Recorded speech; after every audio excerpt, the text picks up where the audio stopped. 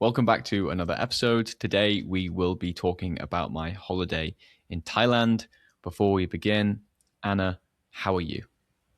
Thank you, Sam, for asking. I am pretty good. I am really happy that it's Friday already, and I'm really looking towards the weekend.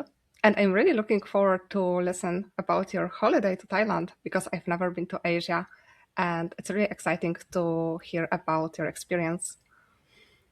Great. Yeah, I'm kind of happy it's Friday. It hasn't taken much time to get here for me, if that makes sense, because we had the day off on Monday. So it's been a very short week for me, and it's been very busy. And I woke up like, whoa, it's Friday. And we also have some election results coming in today because we had a local election yesterday. So I have been checking the news constantly today to see all the new updates. But yeah, I'm very happy it's Friday as well. And I'm also excited about to share my experience of going to Thailand because it was actually my first time in Asia as well. So you have traveled around Europe. How come you've never gone to Asia? Is there a particular reason? Yeah, I think that the main reason is just because I always wanted to go to different places like for a little bit longer period of time just to relax and like have more time being present in a place.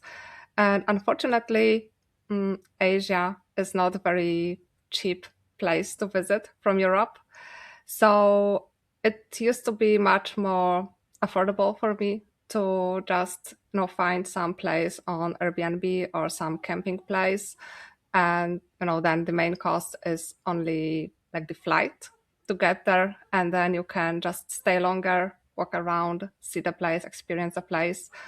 And yeah, I think that this is the main reason that my main expectation towards my holiday was just having a relaxed nice time in a sunny and warm place. So the south of Europe was the basic main choice, very easy choice to make. So yeah, Yeah. I think that this is but I'm hoping that at some point I will be able to travel to Asia as well. Hmm. Yeah, with your if you live in Europe, it is very tempting just to go to a European country because there are so many European countries. They're all so close, and it's pretty diverse in Europe as well. So, for example, Spain, Portugal, Italy, Greece, these Mediterranean countries offer something a little bit similar. But even though, like even so, sorry, Greece is still very different to Portugal, but they kind of give a similar vibe of you're going to be near a beach probably or some type of you're going to be relaxing. It's going to be hot. You're going to be eating nice food. Hmm. You're not really going to be able to do that in wintertime in Scandinavia, for example. So there's lots of diversity inside of Europe. So it's very tempting to just travel around Europe. And I've done most of my traveling, or most of my holidays, let's say, in Europe. But I really wanted to visit Asia. So yeah, I lots of people have kind of started to start going a little bit further abroad, but I hadn't done it, so I really wanted to do it. So yeah, I was really lucky to go to Thailand at the start of this year. Was it this year? Yeah, this year. Yes, yes, time flies. It does. Yeah, it's scary looking at the calendar and thinking it's May already. Yeah, I don't think my mind is already in May. I feel like still like I was in March, and I'm surprised every time I look on the calendar. Yeah, me too. Yeah. So, is there anything that you would really like to know about my experience in Thailand, Anna, or should I kind of set the scene of arriving and what we did first? I think that you can give me something to work on. I think that you can start, Okay. and then I will like choose some threads and Hmm. ask deeper. Yeah, sure. Good idea.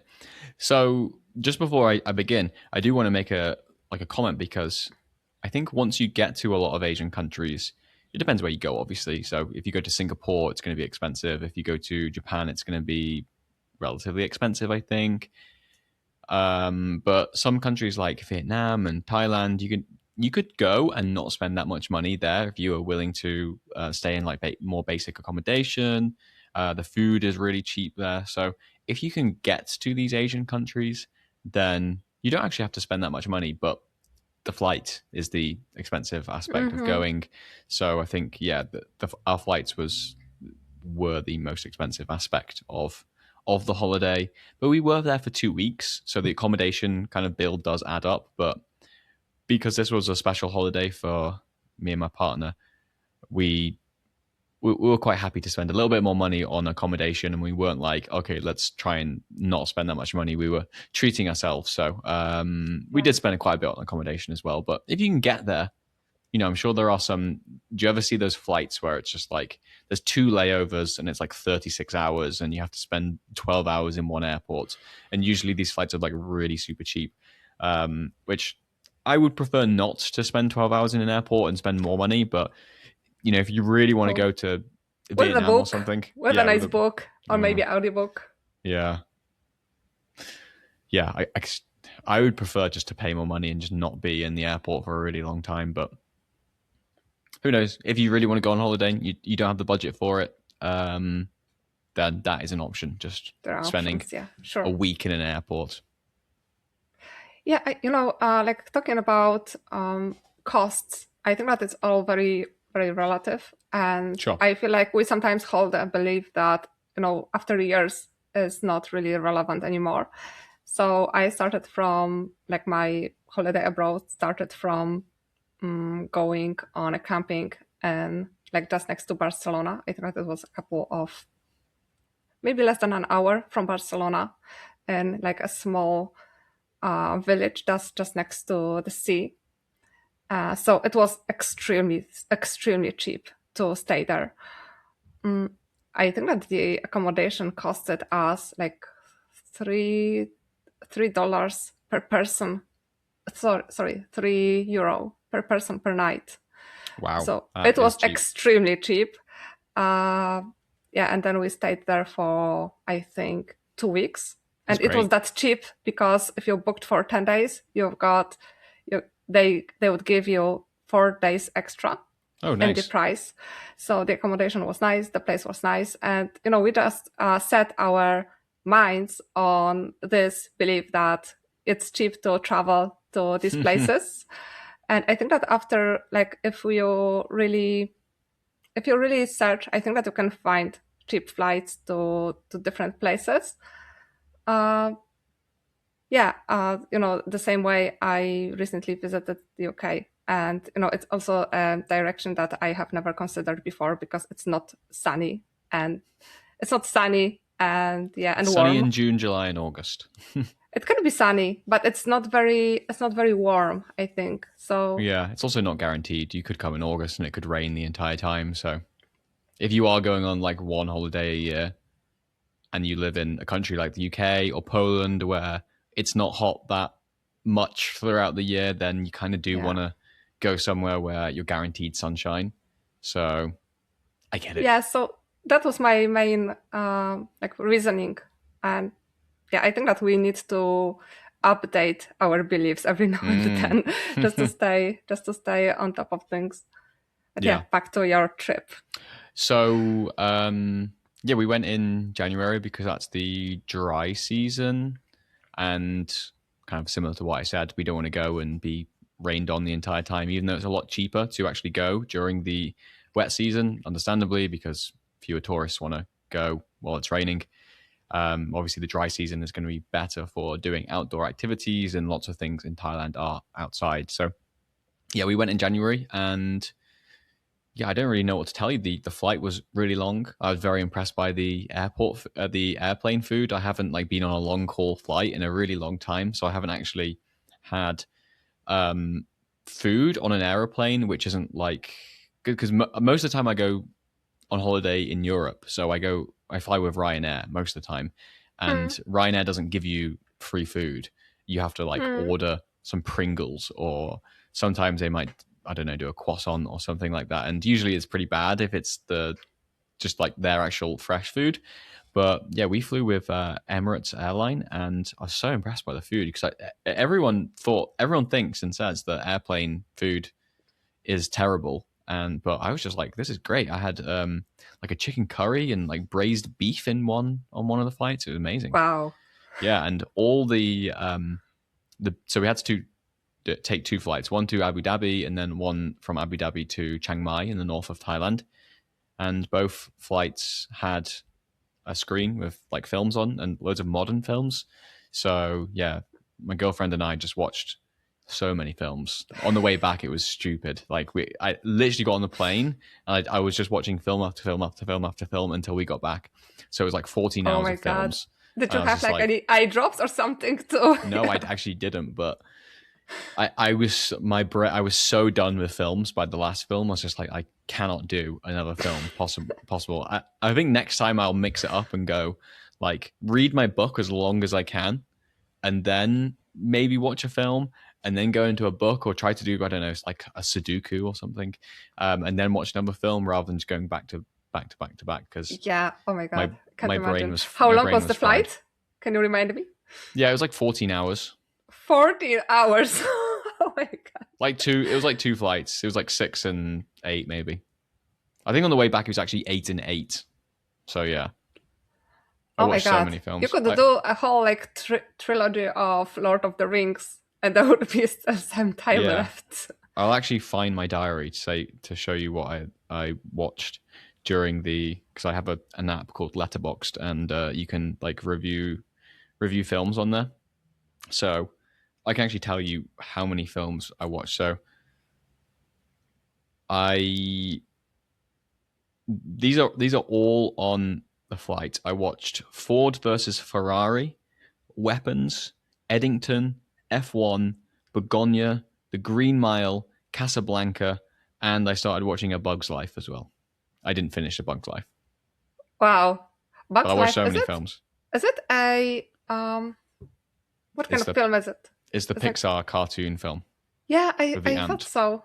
Yeah, by then I'd watched like so many serious films. I was just like, I need something different, and not something that isn't a film because my concentration span couldn't have done anything like a book after watching 10 hours of films. Like my brain wasn't able to do that. I didn't even try, to be honest, because I knew it'd be a failure. So I tried to go something very simple and different with A Bug's Life, and yeah, I had to turn it off and just try to go to sleep, but that was hard. But yeah, enough about the plane. That's not the most interesting aspect of going to Thailand, is it? The plane. I was very impressed though. So yeah, we started in Chiang Mai, which is the second biggest city in Thailand, and it's in the north of the country. So I had done all of the planning for my trip. My girlfriend did absolutely nothing until about 24 hours before the holiday started. Literally, we were catching the flight in 24 hours' time, and she's like, I think I want to go to this place. I found this nice hotel, and it's like, I have books, everything.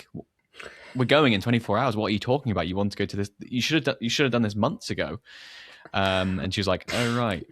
So yeah, I did all the planning, all the itinerary. I actually really enjoyed it, to be honest. I watched loads of YouTube videos, and I bought a Lonely Planet journal. So I went to a bookshop and bought like a travel book or whatever, and I was reading through it before bed. And I really like planning and doing things like that. So I was actually in my element doing all of that and thinking about the route and thinking about the journey. So yeah, we were generally there. We were there for 2 weeks, so we're generally moving from the north to the south of the country. So we started in Chiang Mai, which is right at the top. It's the second biggest city, and we were there for like 4 days, 4 nights maybe. And yeah, we arrived at like 6 o'clock in the morning, their time, which was around 11 p.m. UK time. So it was just about getting like to the zone where I was like, okay, I'm pretty tired now. I'm ready for going to sleep. But it was 6 o'clock in the morning, and we couldn't check into our hotel until like 2 or 3 p.m. So we had to wait until we could check in. And then by the time we could check in, it was like, it's actually a little bit too late to have a nap now. And if we do fall asleep, then we'll probably sleep all the way. We'll probably we'll sleep and then wake up at 3 o'clock in the morning. So we're like, okay, let's just try and stay awake as long as possible and over caffeinate until like a reasonable time. But yeah, the first day was pretty difficult because we're so tired. We were awake for like 36 hours, I think, at one stage. Just walking around like zombies, just drinking loads of coffee. But it was really sunny, so we're kind of just like walking outside, and being in the daylight does really help. But yeah, it was a weird first day, but we didn't plan anything too big on that first day because we knew it could be a write off. But yeah, the following days we went to an elephant sanctuary, which was one of the best experiences of the holiday. We then went on a day trip to Doi Inthanon National Park. We went to the highest point in Thailand, saw a few temples and stuff in Chiang Mai, which is great. They have like an old town in the center, and we hiked up this thing called the Monk's Trail. So there was a temple which is up, which was like at the top of a mountain that you could only hike to.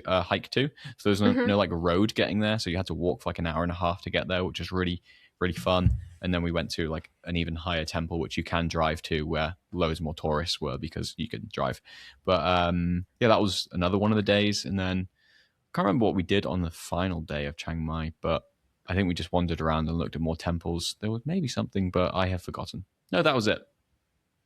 Mm-hmm. What would you say was the vibe of the city? Like how big of a city it was?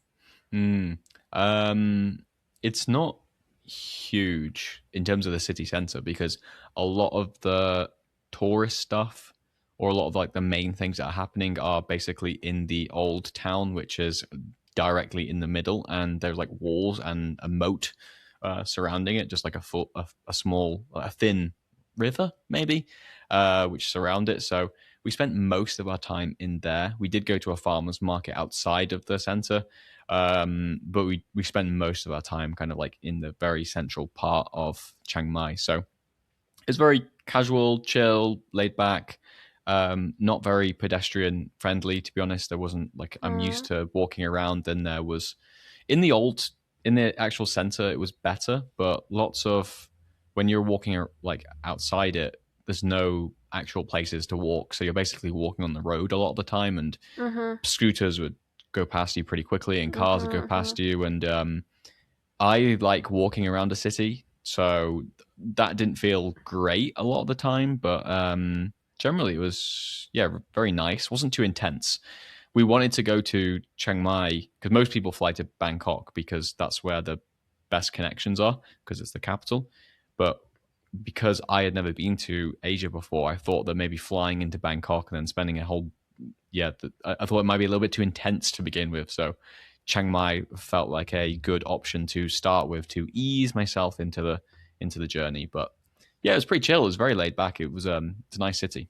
I'd definitely go back there again, and maybe try and explore some of the less touristic things. But they had some cool temples, nice cafes and bars and stuff, and the food is just so cheap and good.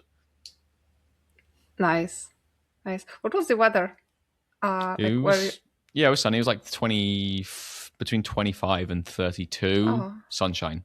So so it just was perfect. comfortable. Yeah, Yeah. yeah. When it goes a little bit above 30, that's I get a little bit uncomfortable. I'm Mm-hmm, British, so I'm not used to above 30 degrees. But yeah, 25 is like my perfect temp. mm-hmm. But yeah, it was literally ideal. Couldn't complain. Yeah, amazing. Sounds great. Hmm. Did you manage to get to some like not non-tourist places? The farmers market we went to on the very first day, our hotel manager, the hotel owner, he told us about it. So we went there, and that was just full of Thai people. So there were many tourists there, which was great. But most of the things that we did there in terms of like a day trip, elephant sanctuary, the Monk's Trail, these were very touristic-y. So there still were people on the Monk's Trail and in the temples who were Thai, but the day trips were more for tourists. So we didn't do loads of non-touristy things in Chiang Mai. To be honest, we just kept it to the the stuff that people recommend doing online. So we really wanted Mm-hmm. to see elephants, and Chiang Mai is like literally the best. I think it's the best place in Thailand to do that. So yeah, that was always a priority. Yeah, nice. Hmm. Sounds great. What did you buy on this like local market, farm market? I didn't buy anything actually. I bought, yeah, some Come food and on. a coconut, but my girlfriend bought quite a few clothes. But I get really bored shopping, especially if it's not for me. And Like after like 15 minutes, I'm just like, I'm so done with this. I don't have the patience for it whatsoever. It's better when you're outside at like a market and there's people, there's things to look at, and there's a bit of diversity in what the stalls sell. But if I'm in a shopping center and I'm with someone and they're buying clothes and I'm not buying anything, or even if I am and I don't have the energy for it and I'm just looking at women's clothing, I 10 minutes and I'm like, I'm done, I need to leave. And I did feel like that a little bit after about 20 minutes of walking around, and she was trying on little dresses and trousers, and I'm like, yeah, looks good, yep, buy it. Just to try and move on. Can you go? Can we go? Can we go now? Right? Yeah, exactly. Just trying to speed up the process of sitting down and ordering some food. Yeah, I can see how genuine you are now. How honest. I just don't have it. I don't know how people do it. I just find it so boring. Yeah, I survived. I'm still here. Just about. Yeah, great. So, what was the next highlight of your trip? So after that, we went to Bangkok. So we got a flight there because it was pretty cheap, to be honest, and it was really quick. So the alternative was a train, and I kind of wish we did a sleeper train now. So going to the train station at nighttime and sleeping on a train overnight, I think that would have been really cool, and it would have saved us a night of paying for accommodation, because you get two in one. You get the transport to Bangkok, and you also get somewhere to stay. So we paid for a flight and we paid for an extra night's accommodation, but our accommodation wasn't actually too expensive in Chiang Mai, so that was okay. But yeah, we flew to Bangkok. That was literally completely different, just very intense. As soon as you walk out the airport, you're like, oh, wow, there's noise here. Loads of traffic. We left the airport and we kind of like tried to go to an exit and get a taxi to our hotel, because the public transport wasn't convenient. And it took longer for the taxi to arrive to us than it did the flight from Chiang Mai to Bangkok. It literally took over an hour for the taxi person to get to us and then drive us to the hotel, and it basically took an hour from Chiang Mai to Bangkok. So I really wanted to cancel the taxi, but I was like, he's like had locked in on our trip for like 15 minutes now, so I feel bad just saying cancel. Yes. Even though it's really cheap. It's very weird. Didn't they like have taxis available like a little bit closer to the airport? I don't know. I think we left at like the wrong place. I don't know. But yeah, the roads are chaotic there. But yeah, really intense. The hotel we stayed at was like the hotel that we spent the most money on. So we're staying in a pretty bougie hotel, like a very big skyscraper, had a swimming pool on the rooftop, which is really nice. And we just walked in, we're like, wow, this is cool. It wasn't actually that expensive, like relative to if I did that in a European a city center, it'd be so much money. But I spent a lot of time on booking.com just looking at different hotels and trying to find deals and stuff like that. So you found the best option. Yeah, I think so. It was great. It was lovely. But yeah, we were walking around on that first day in Bangkok. For some reason, there's actually loads of parks in there, because when you think of Bangkok, you think of just like skyscrapers and just like traffic and pollution and stuff. But we found a few parks in the in the center. And they were so big and they were so beautiful, and there's so much greenery and lakes, and we were literally looking at some families and we're like, should we move here? This is brilliant. This is so lovely. And it felt just like so. I don't really know what the word is, but it felt like tropical, but also just felt like very. I don't know how to describe it, but we were walking around the parks and we're like, this is so amazing. I could totally live here. This is great. And then we saw some lizards. So they have monitor lizards just walking around the park, which is really weird, like genuine. I'll put up a picture on the editing, but yeah, they have like pretty big lizards just walking around the parks, and they have like big tongues and they're swimming in the lakes and stuff, which is really weird because obviously in the UK, you don't go to the Yeah. park and walk your dog and see a huge lizard, because that would be really weird, and probably British teenagers would like set them on fire, or I don't know, steal them. So yeah, I was pretty lucky that Alfie, my dog, wasn't there, because he would just definitely run up to one of the lizards and just try to start a fight with it. Not that he's aggressive, but he would probably start barking at the lizard, and then the lizard probably like eat him or something. So, Oh. but it was really weird. Like everyone was just like, "Wow, this is so cool!" And I've got a video of like one of them like swimming through the lake. Just this, it was mad. I was just like, "This is crazy." It's like genuinely just a huge lizard just walking around the park, and no one, like the local people just didn't care. Obviously, Didn't see it. it's just like seeing a pigeon. Do you know what I mean? Like walking into the city center of Manchester and seeing a pigeon. I'm not like, wow. And I guess that's how they feel about lizards. But the park was so beautiful.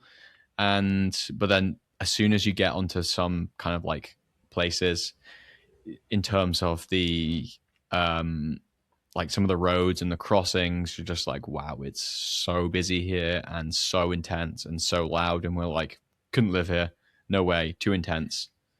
Is it one of those places where like you have to cross the roads and like, just navigate yourself between the vehicles? I To be honest, no. I think there is like genuine just like crossing points that you have to stick to, but I think I think we learned very quickly that you just have to run across the roads and just hope for the best. So like you could be there's not many places where there's a button where you press and you have to wait for a green person to say go. You just have to be like, no, and just sprint and almost get run over. So they do stop, luckily, but you have to like show them, I'm here, don't run me over. And they won't, which is nice, but I'm sure some people do. But Bangkok was crazy, just very intense, very like the park was beautiful, and that really sold us on, oh wow, it's so peaceful and calm here and like serene. And then you get onto some of the main roads and you're like, send me back. This is too intense. Like I don't know how people go to work there and take their kids to school there and stuff. I suppose you get used to it, but also just sitting in traffic that much. Oh, how do people do that? Like hours per day in traffic? I don't know. It I'm drives me guessing crazy. there was a lot of noise as well. That's the bit for me that really kind of just so much noise. So that was weird, and that was the first place I've ever been to where we were in the pool in the hotel, and you could like see the skyline, and you could literally see how much pollution is in the city. Just through looking out into the skyline, it was like, wow, you can actually see the pollution and the smog in the city, which I've never actually seen before in a place that I've been to, because the air quality in the UK is quite good, and most of Europe I think is pretty good, to be honest. But that was the first place where I'd been where people were wearing masks, not because of COVID, but because of like the pollution. So I know in some places and cities, like there's a permanent thing that you have to wear a mask, but that was the first time I'd seen people wear masks. So that's another reason why I wouldn't want to live there, because the air pollution's so bad. But what else did we do in Bangkok? We went to this huge temple, which was really cool, and some temples, just like some really touristy things. But I can't actually remember what else I did in Bangkok. So if you give me a minute, I'm just literally just going to flick through some of the. I had this app called Polar Steps, where you can track your like holiday and upload photos. And so I sent it to my parents to follow the trip. But oh, nice. It was really good. And they would be like, wow, you had a good day today. And I was like, yep. So do you like upload the pictures and then they can access it? Yeah, exactly. It's kind of like, it's kind of like Instagram, but you just send it a link to your, I don't know, whoever you want to follow the trip, and it's like day 1, day 2, day 3, and it like tracks it on a map, which is cool. And you can leave little descriptions. So it'd be like, every day in the evening we'd get back to the hotel and like me and my girlfriend would be like, okay, I'm gonna do it this today, and we're like, today we had breakfast at this place, and there'll be like a picture of like, I don't know, an almond croissant, and we're like, then we went to this place and we did this and blah, blah, blah. So it was quite nice to have that like reflecting Wow, it period at the sounds end of the great. day. Yeah. I always struggle to send the pictures to everyone in the family when they, Yeah. they want to get pictures from like each day, Yeah. and it's quite a lot of effort. Yeah, exactly. And you don't want to do it at the end of the holiday, because if you're away for 2 weeks like I was, you end up Just with too like much. 500 photos. And you're like, oh, how do I sort through these? So doing it at the end of each day. 500. I don't know. Yeah. I 2 was weeks, you exaggerating. say? Yeah. It's a lot. I don't know how many photos I took. Probably loads, but maybe not 500. I think I took more from like my 4 days in London. Oh, you took more than 500? Yeah, I guess so. Definitely. You think so? Yeah, maybe. Yeah, one of the days we went to a Muay Thai match as well. So this is like a fighting in a ring where people really hurt each other. But that was pretty entertaining. It was just full of tourists, to be honest. But yeah, watching. Looking how people hurt each other. Yeah, it was like like boxing, but they can kick each other and elbow each other in the head as well. So it was pretty brutal at times, but it was really fun and an experience. So that was enjoyable. But yeah, it was pretty harsh. And literally at one stage there was this guy and he just got elbowed. Like he got punched in the stomach or something, and then his head like fell down, and one of them just got their elbow and just slammed it into the back of his head. And obviously he got knocked out from that, and everyone's like, whoa. And I'm like, oh, dude, that looks horrible. It's so it was funny. really, yeah, it was really entertaining. Like some people, I don't like UFC. I watch a boxing match, but UFC, like mixed martial arts, is just way too violent for me. Like I see clips of it sometimes, and literally someone's on the floor, and another person will just jump on top of them and just repeatedly punch them in the face until the referee stops them. I'm like, no. that's what too you much. are describing, it wouldn't be entertaining for me, and like in any extent. Yeah, any extent. exactly. But that was fun. We did that in the evening. What else did we do? We went to another market there, which I was just so bored. It's just full of tat, to be honest. Like pointless items that no one really needs, and just like fake clothing. And within like 5 minutes, I was like, I'm done with this place. And it was really hot. So that wasn't that fun. But overall, we were only in Bangkok for 3 nights, but it was still an enjoyable experience. I'll probably go back, but of all the other places we visited, then yeah, I think I prefer some of the other places. So after that, we wanted to find a place which was kind of like in between Bangkok and Krabi. So Krabi is like a region next to Phuket. So Phuket is like a very popular area in Thailand, in the south of Thailand, because of its beaches and island hopping and stuff like that. So this is the most touristic, is that a word?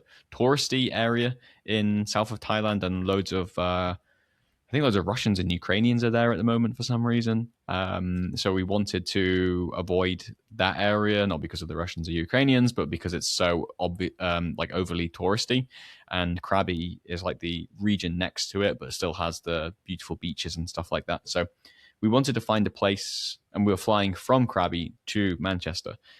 So we wanted to find somewhere in between Bangkok and Krabi that would be worth visiting. So we went to place called Khao Sok National Park, which is one of the most beautiful places I've ever been to be honest. And we were staying in like a jungle, staying really rural in this jungle like place. It was just like wooden shacks in the jungle. It was really cool for like one night. And we went kayaking, and then the next day we got taken to the actual national park, which is huge lake, I guess, with loads of mountains. And we were staying on a raft house in like just floating. It's like a floating bungalow, they call it. So it's basically like loads of wooden, I don't know, buildings floating on the lake. And it was, yeah, you're in the middle of the national park. So that was unreal. The scenery was gorgeous. Me and my girlfriend had our first falling out here because I used the bed sheet as a towel accidentally because because it was made of the material of a towel. So think of a towel. Okay, yes, this little And loops. the bed sheet was made out of, literally felt like that, and it was white as well, and it was just on the bed.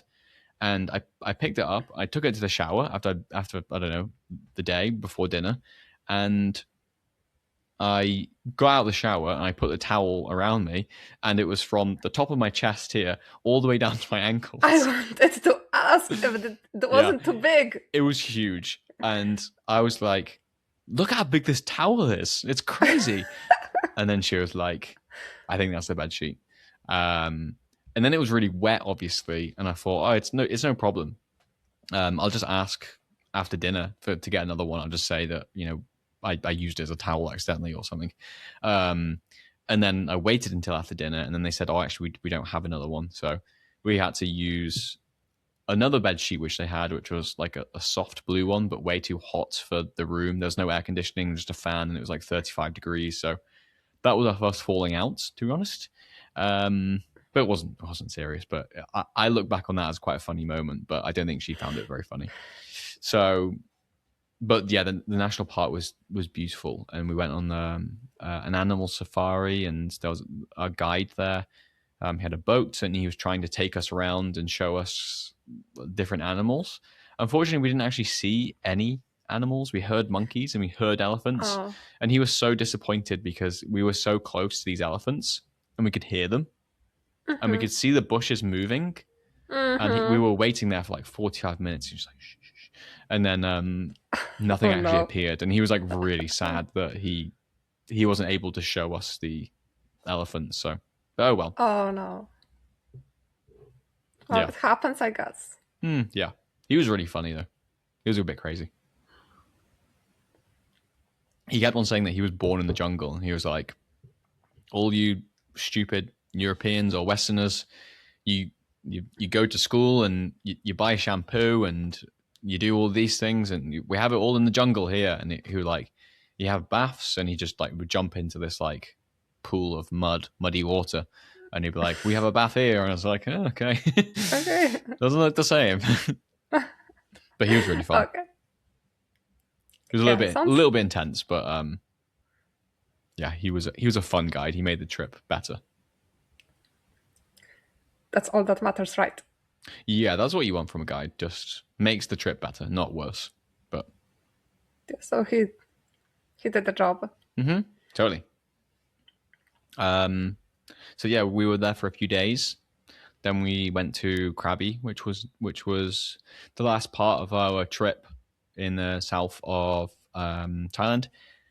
We took kind of like a break halfway through, and we stayed at a beach called Railay Beach, which is like a really famous, beautiful beach. And you have to get there by longboat, and the longboats stop at like 6 p.m. or something before the sunset. So we heard that sunrise and sunset are the best times to be on the beach, and during the day it's just full of tourists, kind of like on island hopping tours. So we decided to stay on the beach for one night, which was actually really, really expensive, but kind of worth it because the sunset was beautiful there. So, but yeah, longbow. I didn't catch it. Longboat. Longbow. Oh, longboat. Okay. Like a boat with a a longboat, a boat that is long, that has an engine. Sorry? A boat that is long, that has an engine. An engine. Okay. Yeah. I wasn't expecting this for some reason. I was expecting a person standing, I don't know, like in Venice, I think. Okay, no, we had to stand and have this, I don't know how you call it. A paddle? No, I don't know. It's not a paddle. I don't know what those boats are called. I've forgotten. I think that sometimes it's just a long stick. Yeah. And they just, hit the... Right. Yeah. No, it was like a real boat with an engine that was actually very loud. But yeah, it was beautiful there. And yeah, the remainder of the holiday was more relaxed. We were on the beach a lot. We were kind of drinking loads of coconuts and taking it easy. So we didn't do we didn't do any trips in Krabi, I don't think, apart from Railay Beach, but it was more about chilling out at that stage. So it was very Mm-hmm. much kind of like sunbathing and taking it easy on the beach. But that was the trip. 2 weeks, 4 different locations, 5 if you include Railay Beach, but that was only for one night. So 4 locations. It was like the perfect amount of planning and also spontaneity. So yeah, I think I planned well. Oh, yeah, it sounds great. Hmm. It sounds really good. And was, was there anything that really surprised you, like from what was different from what you expected from reading like the books and reading about this place? Hmm. I just can't believe how many ugly Westerners have quite attractive Thai girlfriends over there, to be honest. I knew that was a thing, but the amount of just like average looking men with very attractive Thai girlfriends, I was like, do you know what? I get it. I get it. So that was surprising. Literally every street you'd walk down, you'd see like a British person with, and they would look at you like, you know, don't you? And I'm like, yep. So that was surprising, to be honest. I knew that does happen. I knew there's a very big culture of that over there, but I didn't realize how big it was. And you'd see, I think so, it's hard to judge because sometimes you'd see an older couple like that where it's a like a white Western man with a local Thai woman, and they'd be maybe in their 50s or something, or maybe he would be in his 50s and she would be a bit younger, um, and they wouldn't talk. Like they're not talking at the restaurant. Like she's on her phone, he's kind of just drinking beer like on his phone, and I'm like, are you both enjoying this? I don't know. That was a bit weird, to be honest. Some of the situations you'd be like, oh, it doesn't look healthy or fun. But then, so you don't know what people's relationships are like. You don't know if they've had just a hard day, and they're just like, let's just chill for a meal and not talk. Who knows? Yeah. I'm sure some of the relationships are very genuine and authentic, but that was surprising. I don't know if anything else was totally surprising. I did so much of reading and planning that I didn't really give myself a chance to be surprised. So, um, no, just so nice over there. Like I thought about how cheap it is there, just how nice like just being there is. I don't know if it's Mm-hmm. because I was on holiday, but do you ever go on holiday and you're like, I could totally live here, and then you compare what your normal day to day life at work is like compared to being on holiday and not having to do work and Yeah, that's true. drinking beer It's every not the day in the same. sun. It's not it's not the same, no. It's really the same. But I was thinking, God, imagine if I lived literally next to a beach in Thailand and I could still work from like a nice place, and but I could go to the beach in the evenings and drink some coconuts and I don't know, play volleyball and stuff. I'd be a pretty happy person, I think. But I did definitely consider going there for a longer period of time, not just Thailand, but Southeast Asia in particular, maybe for like 3 months or 6 months or even a year at some Hmm. stage and living there, which I think would be really nice. But yeah, nothing. The lizards obviously surprised me because I do ever see a lizard in the park, but Yes. didn't really see. I saw some monkeys, but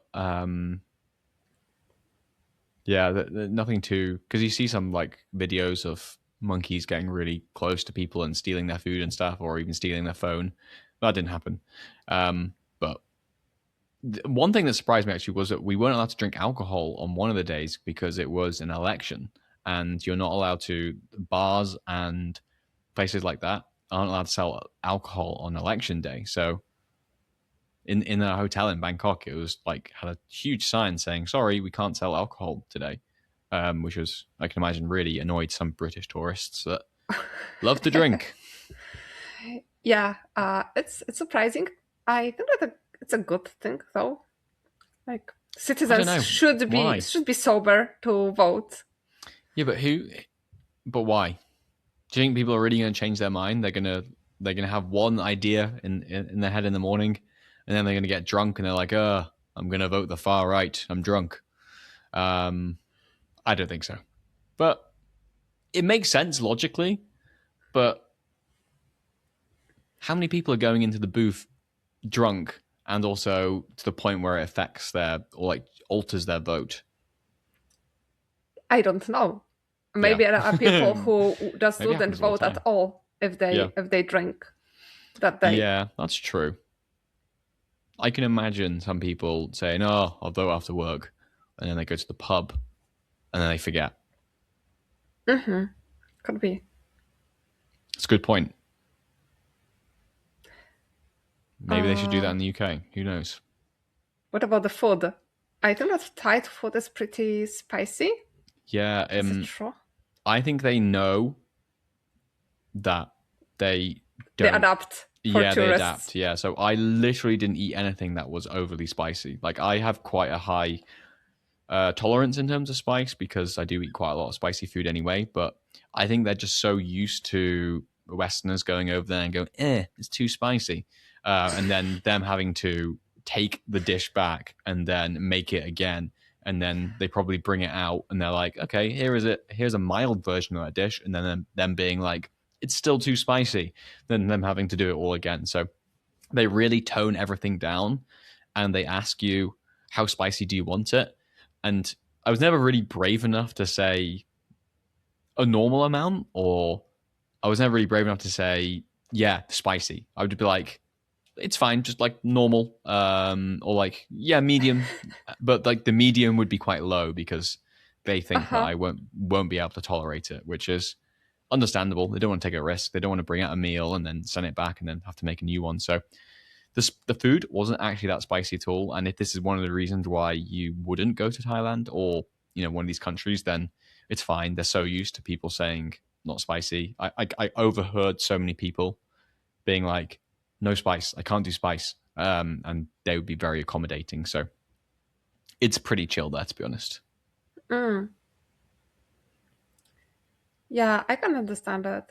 Though I think that I can think of when was it? I can't remember when was it, but I think that I have been to one restaurant somewhere in Poland. I think that was could be Indian. I'm not sure, or maybe Thai. And I think that I read like it was quite authentic. Like it was owned by like the people from that country. And I think that I read the reviews saying that if it's marked as spicy, it's like extremely spicy. Mm, So yeah, I think that was what in Warsaw. So you'd have to like really ask if you didn't want to have your mouth burned. You would really have to ask the staff which dishes are mild and the menu, what you can choose from, or which are like really medium and medium for them. mm.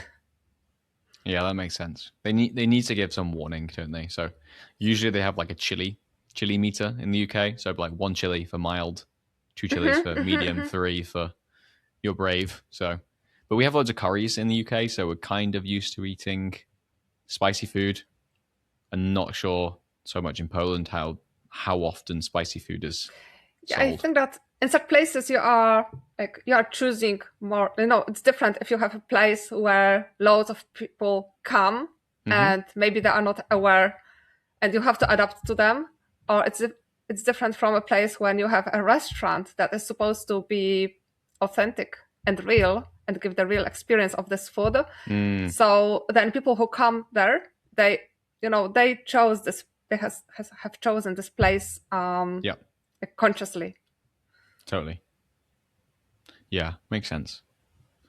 But yeah, imagine if they just like make the authentic food and then, like everyone who goes is like way too spicy, then no one goes. So they have to adapt it for lots of the mainstream customer, I guess, and then they can have a few very authentic spicy options on there for people who are brave enough, courageous enough Hmm. to, or just can tolerate the spice because it's actually the worst thing ever when you're eating food and it's way too spicy and it's just not enjoyable whatsoever. And you're like, I have literally just ruined this experience of Yes, eating if this it's too meal. spicy, You can't do anything.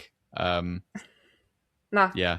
And the funny thing is that spice is usually like being able to tolerate spice is quite a masculine thing, if that makes sense.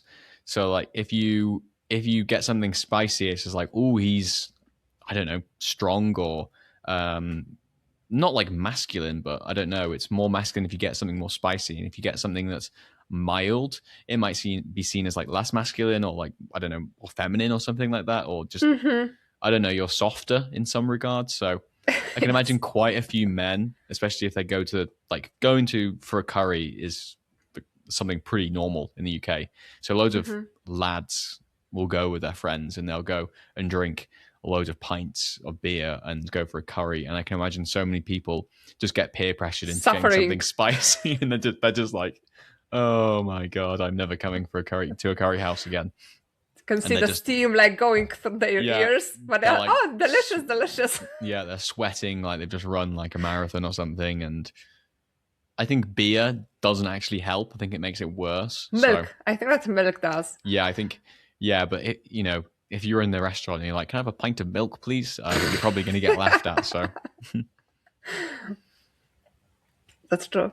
That's true. No milk for me in Thailand. I was able to hack it, but like I said, nothing too spicy.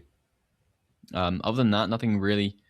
Can't really think of anything else that was really surprising. Just yeah, I was kind of just blown away how beautiful the country was and how amazing it was, and how kind and funny the people are. The language is pretty hard, very different to English. So it was the first time of having to use a different language for a while. And yeah, did you use a different language? I mean, like I said like hello and thank you and and things like this. But okay, say it. I think hello is sawadee krap, but it's really weird that the women have to say ka at the end of some phrases. So my girlfriend would say sawadee ka, and I would, because she's a woman, and I would have to say sawadee krap, and it was really weird to have to kind of like remember that and have to say it at the end of all of the sentences. I was like, come on, this is not efficient. Imagine, I know it's just one word, but imagine the collective energy in all of Thai history, which was people saying crap and ka, and just taking that energy and putting it into like quantifying it somehow. You could, I don't know, maybe they'd take over the world. If you learn it from early age, I don't think you'll notice it. Like in Polish, you'll decline everything, literally. Imagine being like, hello, man, thank you, man. And just saying like man or female. Oh yeah. That doesn't translate, but I'm just giving an example. Or like hello he, and you're going hello she. Obviously you don't have to think about it, but you're still wasting energy just like producing the sound. But that's right. Yes. Yeah. Gendered language is so weird. It just seems so complex. Like why do we need it? Yeah, I guess. Is there gendered language in Polish? Sorry?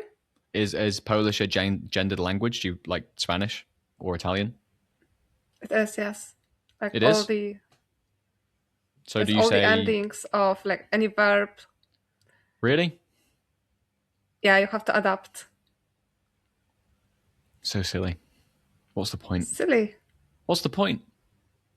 It's why are we gendering a table? Sorry? Why are we gendering a table? A table. Why not? Well, why? It's not masculine or it's not feminine. It's just a table. It is. In some languages, it is. Yeah, I think that girl in German is actually in the like masculine gender, if I remember correctly. Girl in German is in the masculine gender. Yeah, I think so. Really? Are you relying on your high school knowledge here?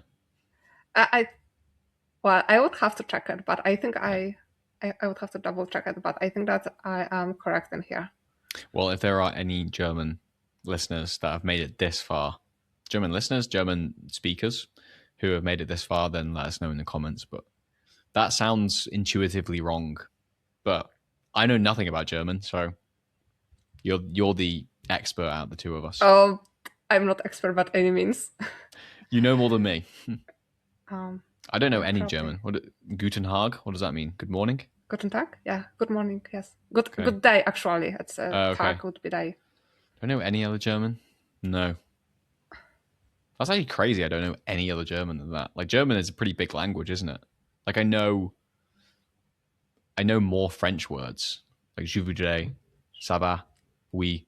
I don't even know what yes is in German. What's yes and no in German?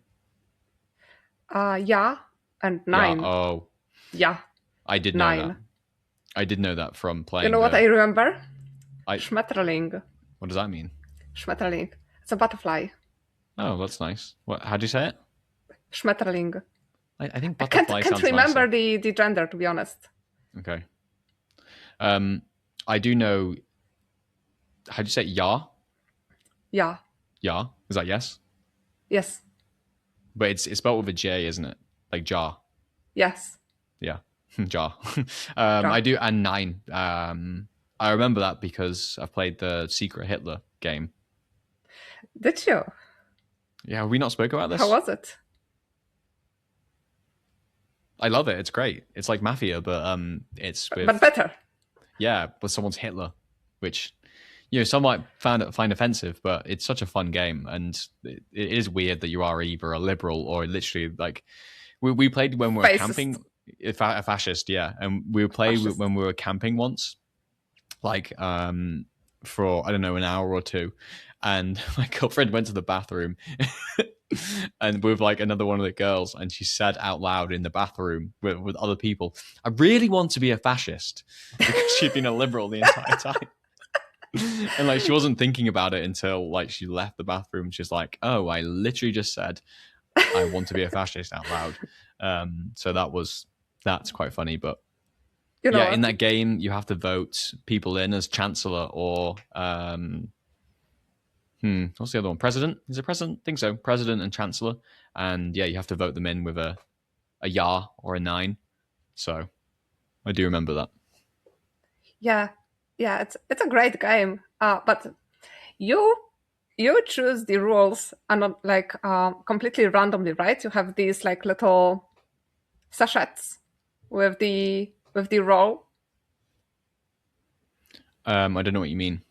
Like in the beginning of the game, when you decide who is fascist and who is like liberal. Yeah, you give them out randomly. You give it randomly in secret. Okay. Yeah. So we had a game once with our friends when one of my friends was Hitler 7 times in a row. What? And everyone was like second time, and everyone was like, no, he can't be again.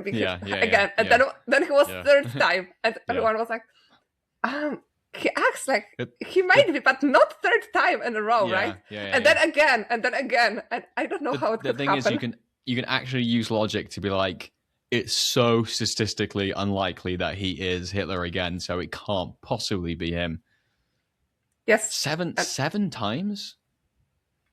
6 or 7 times. I can't be sure, but it was just insane. Yeah, maybe he's evil. He's not. Is he evil? No, he's like a completely normal, nice guy. That's what you think. But he has very bright hair, like very, very bright blonde hair and blue eyes. Maybe there's something in the genetics. There we go. He's an Aryan. He was given the Hitler card on purpose, I think. That's weird, though. Yeah. Yeah, but that is a fun game. I do like games like that, and I'm also quite good at lying during those games. And every time I do pull off like a good lie, like a convincing lie where I lie to people, my girlfriend just looks at me like, I don't trust you as much now. So, yeah, hopefully it doesn't bite me. Come back to bite me in the future. But fun games. Anyway, shall we wrap it up? Any other questions? Yeah, I guess we made a nice trip from Thailand to fascist Germany. Yeah, exactly. Nazi Germany. Who would have thought? Hey, but who would have thought? But have you heard? Have you seen the TV show The Traitors? I haven't. It's kind of similar to this. It's really popular in the UK. I think it started in the UK. Now it's in the United States and Ireland and Australia, I think. But people go to this, in the UK version anyway, they go to this castle in Scotland, and then there's loads of random people there. They get selected, and the host makes 3 people the secret traitors, and all the other people are faithfuls, and they have to work out who the traitors are, through just kind of like speaking to each other, and they do like tasks during the day, and the traitors have like secret missions where it might expose them, for example, and they have to think about at the end of the night they have to all sit in a circle, and they have to vote who they think the traitor is out, and they have to like write it down on a board, and they say, I think it's Anna because of this reason. And then if sometimes the faithful, and this is like a really revealing moment, because they start, oh, I think it's, this person did this during the day, so I think it's them, or like yada yada yada. It's kind of like Secret Hitler or Mafia, but on TV. Sounds and like very staged. Is really fun, and it's really twisted to really enjoy watching someone get lied to, and the faithfuls get really emotional and be like, oh my, that they're sitting, sometimes it's like 4 people left, and they're all really good friends at this stage, and then they're all having like a really good conversation, and then some of them just realize one of us here, at least one of us here, is the traitor and has been killing all of us all game, and they're like, oh yes. But I'm telling you all this because I think maybe I'll be playing that game this weekend with my friends when we go away. So wow. I know, I hope so. It's not confirmed, but we're going away for a friend's 30th birthday, and they have organized a surprise of some description, and the house looks kind of like a castle because it's huge. So I think it's going to be Traitors, but we'll see. Fingers crossed then. We'll see. But yeah, That will be. Yeah, it will be fun. Okay, thank you for listening to the episode. Hopefully you found it useful and enjoyable, and see you next week. Bye. Bye-bye.